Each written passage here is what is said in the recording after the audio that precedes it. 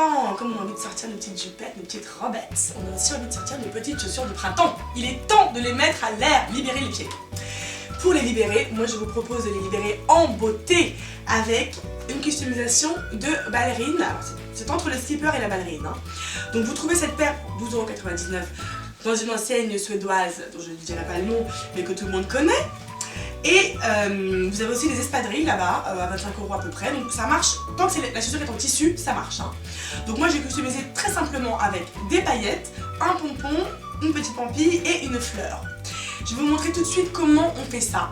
Et je vous dis déjà que pour le pompon et pour la fleur, il vous suffit de vous reporter au tuto sur le petit ponchon en lin. Donc sur le site de Modi Travaux, vous tapez dans la barre de recherche tuto, shadé, pochon et lin et vous retrouverez la manière de fabriquer le pompon et la petite fleur. Et moi je vais vous montrer tout de suite comment on fait les paillettes et celui-ci. Pour réaliser cette petite custo de chaussures, vous avez besoin évidemment de la chaussure. Hein. Donc, sur l'indication, il vous faut du tissu hein, pour pouvoir coudre ou coller dessus facilement. Pour le pompon, donc la laine, et pour la petite fleur, les petits bouts de tissu.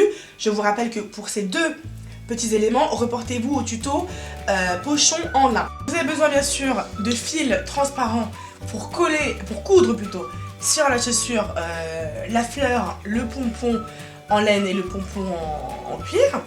Et donc pour le pompon en cuir, ça je vais vous montrer aujourd'hui comment on le fabrique. D'ailleurs c'est une dédicace à Flavidi du blog du même nom, flavidi.com, qui est une génialissime blogueuse pleine d'idées et pleine de style. Donc dédicace à Flavie qui a accepté de nous prêter son idée donc pour réaliser ce petit pompon que je vais vous montrer comment faire. Première étape d'abord, avant tout, on fait les petites paillettes. Alors là très simple, on va les coller en fait. Hein.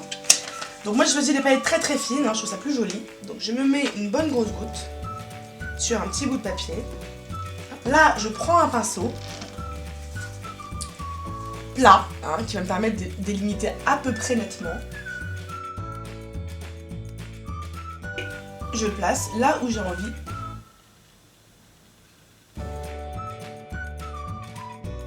Puis là bah, tout simplement on saupoudre. Et alors pourquoi j'ai mis une feuille blanche en dessous?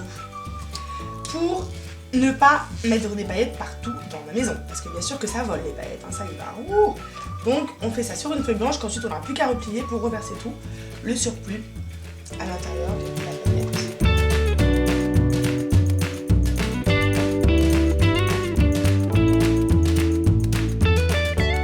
Pour faire le petit pompon que vous voyez ici, hein, vous prenez une bande à environ 3 cm de large, hein, 20 cm de long. Et les franges, vous les dessinez à peu près 1 cm du bord. Voilà. Parce que le bord va vous servir à faire cette partie-là.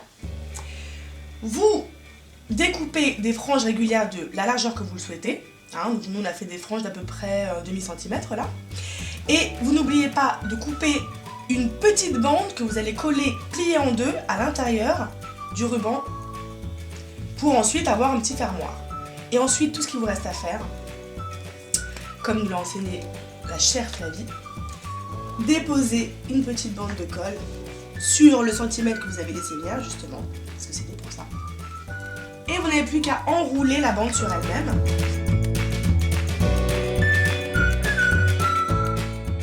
Et voici votre petit pompon qui a en plus déjà sa petite languette pour le fermer et que vous allez coudre à la chaussure. Et nous avons donc réalisé des petites chaussures printanières pour cette saison qu'on aime tant et qui est enfin là.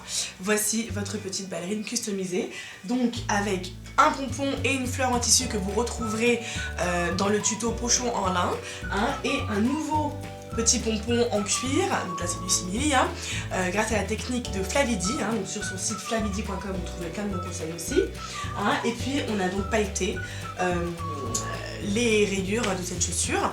Donc vraiment c'est facile parce que ça vous le collez tout simplement et ça vous le cousez, donc littéralement en passant votre aiguille à l'intérieur et en la ressortant, hein. C'est un tissu assez souple avec du simili-cuir à l'intérieur qui est très souple, donc votre aiguille elle passe tranquillement, hein. Moi j'ai utilisé une aiguille de couture basique, voilà. Et on vous dit à bientôt.